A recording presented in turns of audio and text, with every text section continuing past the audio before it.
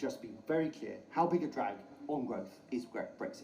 Well, if you look at other countries in the EU that did not leave the EU, I don't believe it is. The figures don't show that.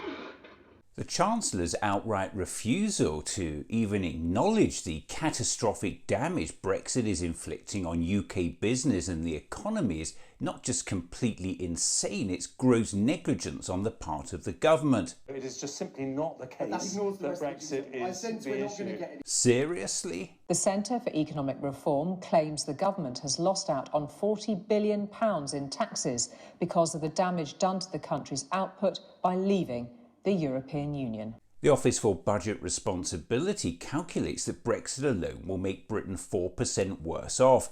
That 4% translates into roughly £100 billion less cash generated each year.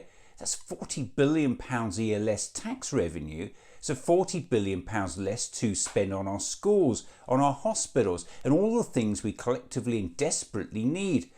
Listen to Richard Hughes, chair of the Office for Budget Responsibility, speaking to BBC's Laura Kunsberg on 26th of March. How much stronger would the economy be if we'd stayed in the EU? We think that in the long run, it reduces our overall output by around 4% compared to had we remained in the EU. How would you describe 4% though? Would that be the equivalent of another conflict or a smaller pandemic? It's a shock to the UK economy of the order of magnitude of the sorts of other shocks that we've seen from the pandemic, from the energy crisis. Those have also had percentage point impacts on the level of output in 5-10 years' time. A shock to the UK economy of the magnitude seen in the pandemic, and there's little sign of things getting better.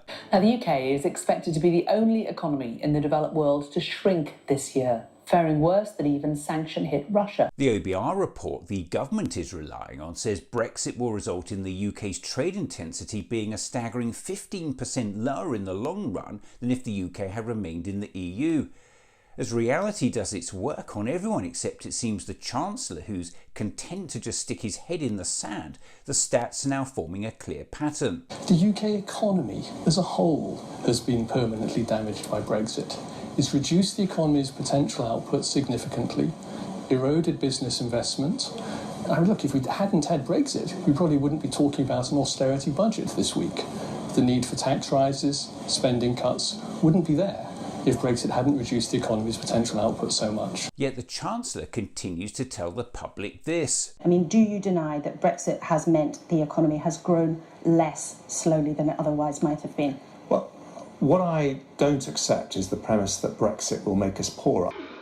Listen to Jonathan Portes, Professor of Economics at King's College, as he puts a squirming Jacob Rees-Mogg, the government's former Brexit Opportunities Minister, in his place on the damage of Brexit. But I'm joined by a particularly distinguished Professor of Economics at King's College London and former Chief Economist at the Cabinet Office, Jonathan Portes.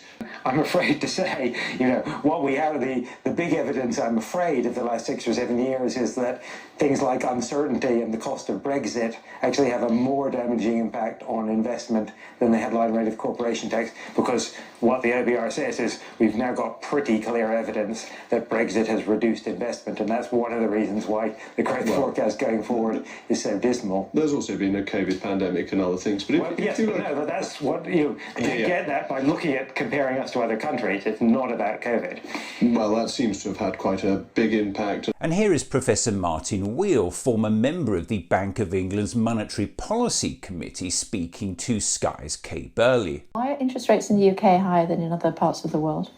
Well, partly, they aren't higher than everywhere in the world, but partly because inflationary pressures seem to have been stronger in Britain than in other parts of the world. And that may be because of the effects of Brexit limiting immigration. The reality is that the hard Brexit inflicted on the country by the government has hobbled the UK economy, which remains the only member of the G7, the group of advanced economies that includes Canada, France, Germany, Italy, Japan and the United States, with an economy smaller than it was before the pandemic, and the Chancellor knows it. So when he says this, it is just simply not the case that Brexit is the issue. By now even Larry the cat knows he's talking complete bollocks.